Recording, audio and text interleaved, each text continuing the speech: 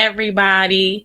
Welcome back to the B Channel podcast, where my objective is to bless, edify, and encourage others to live their best lives.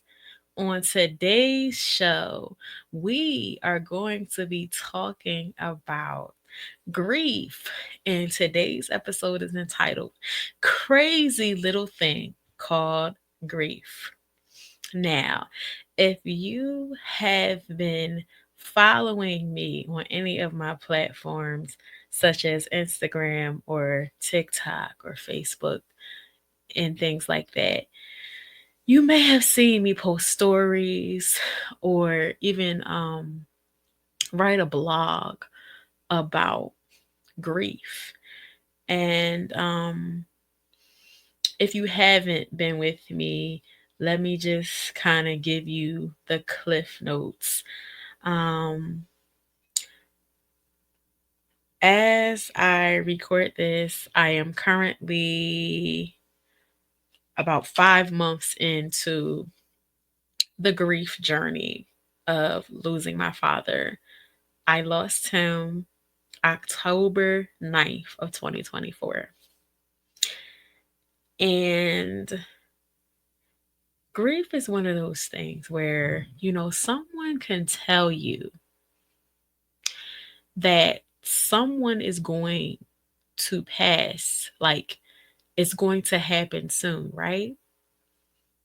But until it actually happens and you take the time to process it, you have no idea how it's really going to impact you.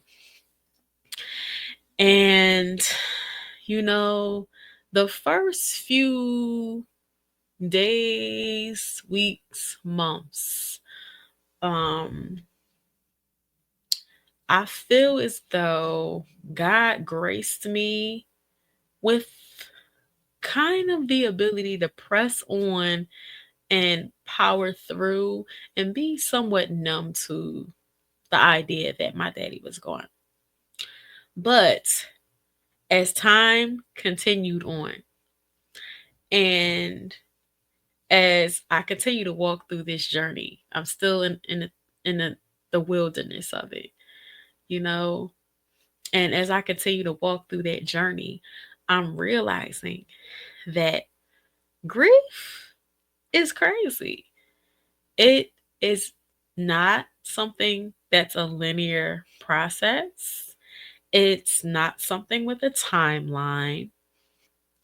Everybody processes it or doesn't process it, um, in different ways. And you have to understand that it is an individual journey.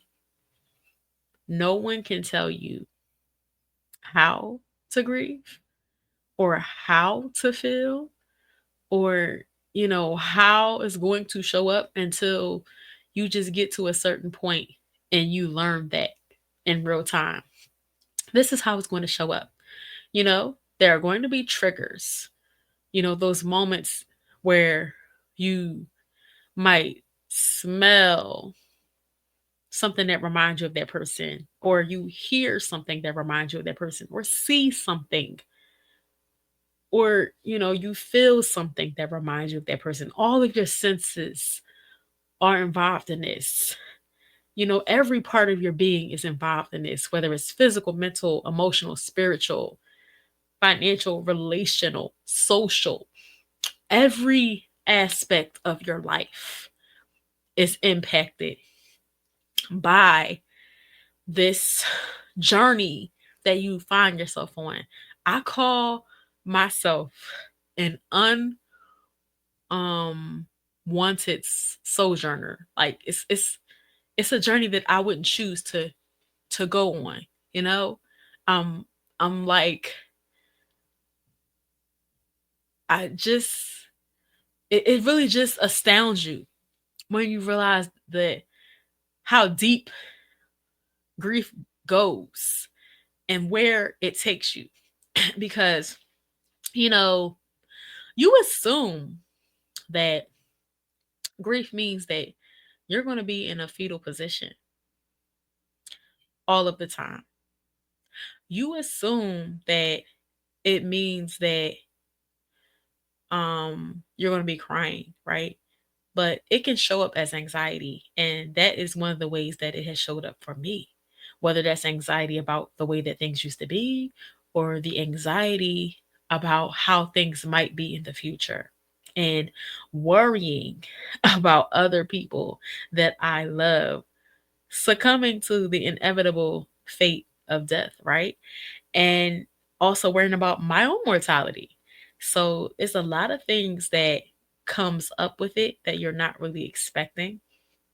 And I think that it's incumbent upon me to really share about that because um as a Christian, as a black woman, as a woman period, there are so many things that you are carrying, and you feel like you can't talk about what you're carrying, and some people can't handle that raw vulnerable side of you, right?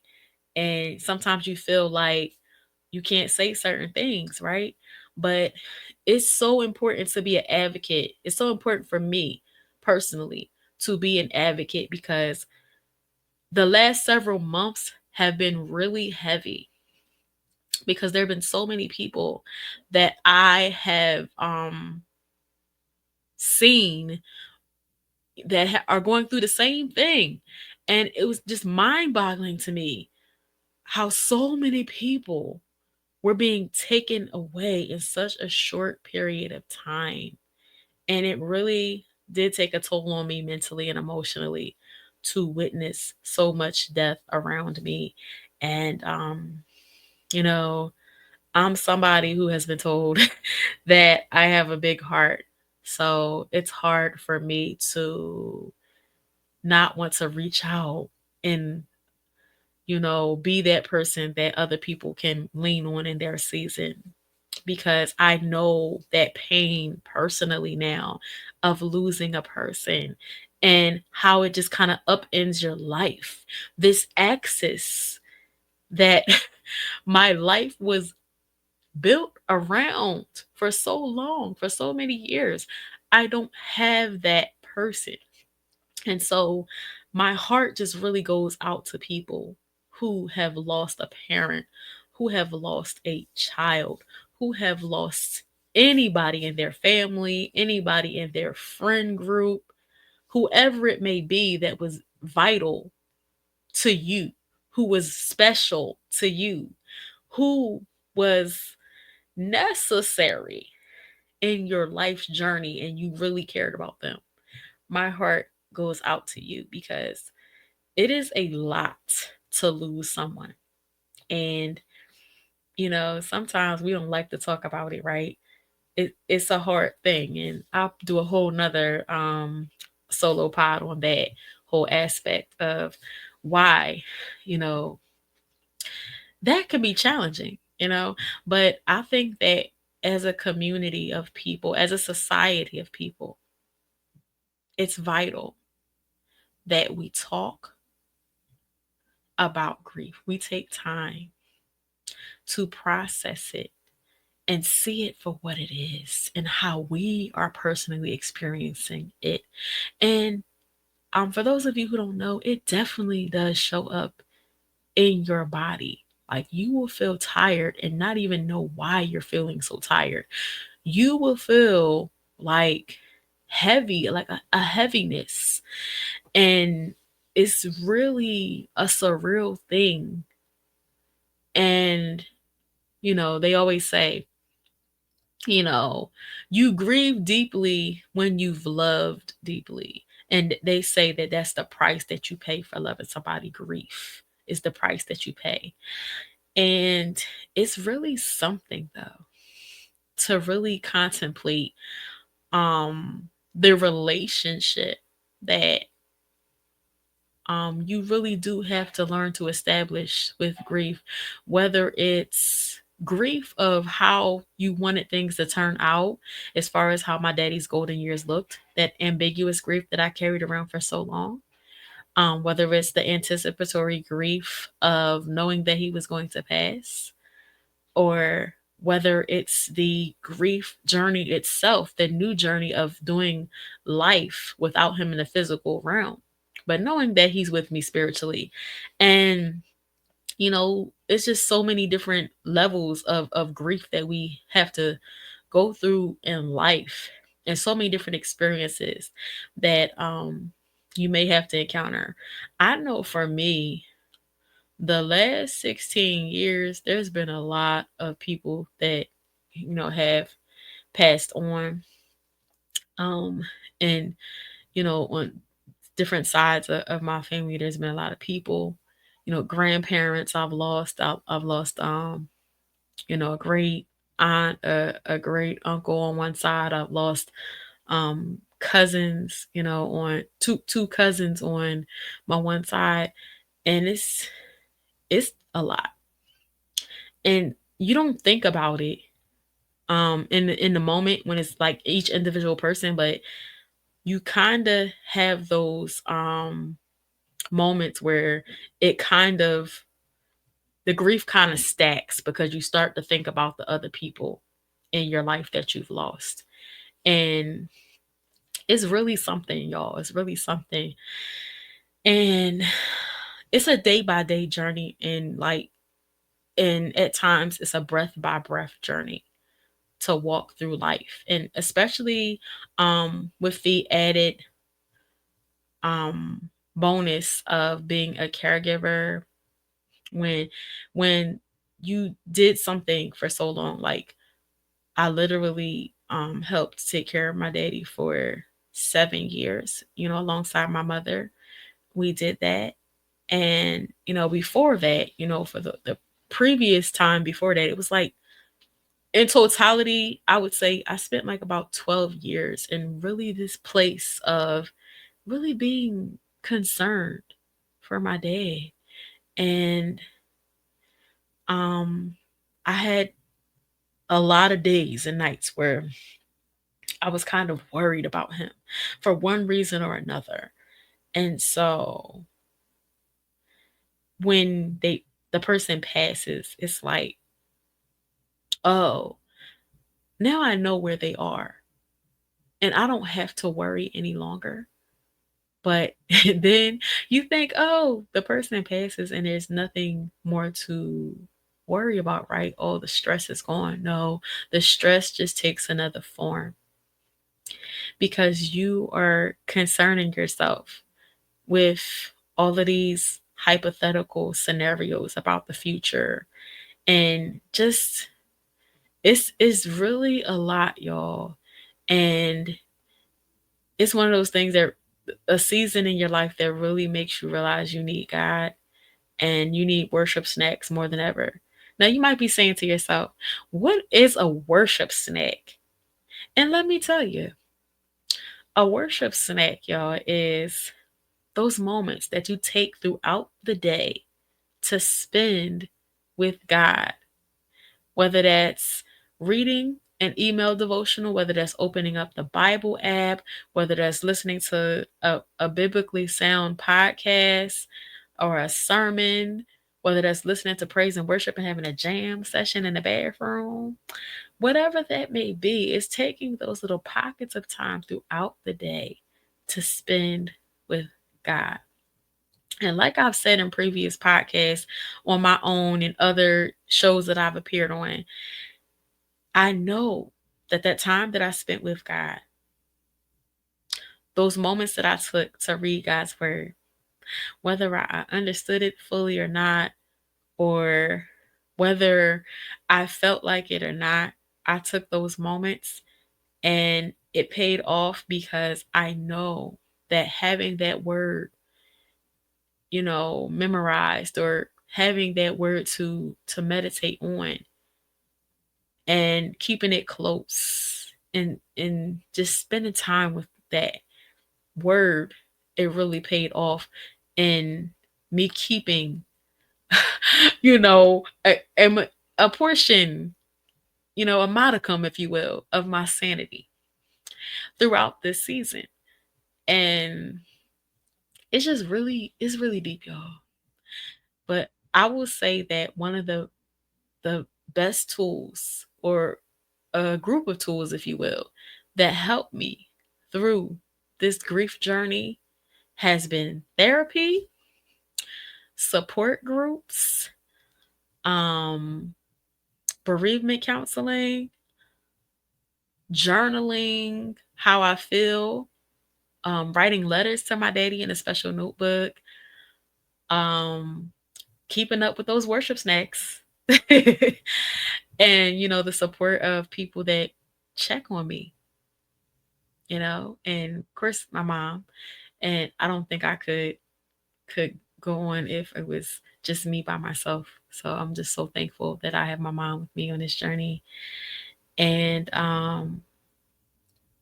yeah, it's heavy, y'all. It's heavy. Don't get it twisted. It's heavy, but it's just one of those things where I love what my therapist said. She said to me, you know, you can visit the rabbit hole, but you can't stay there. Like, you can't unpack. You can go there and visit, but you can't stay there. You can't dwell in that place. So that is what I am learning.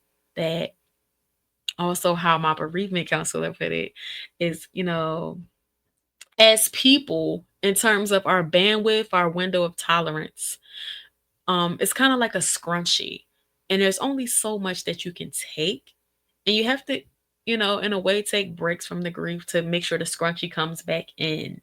So, the thing that I was so worried about with the distraction, is I didn't want to distract myself from my grief.